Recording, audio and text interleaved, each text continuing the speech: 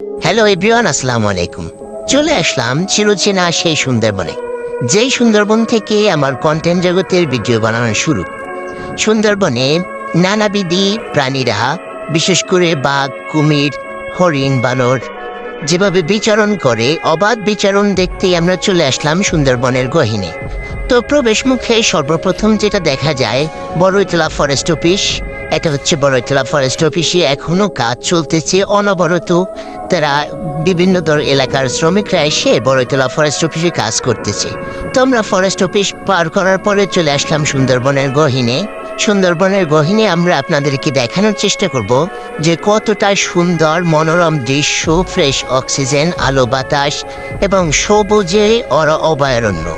এ ধরনের সবুজে অভয়ারণ্য, প্রাকৃতিক পরিবেশ, ম্যানগ্রোভ সুন্দরবন বাংলাদেশ ছাড়া আসলে এই পরিবেশটা অন্য কোথাও দেখা যায় কিনা আমি সঠিক জানি না।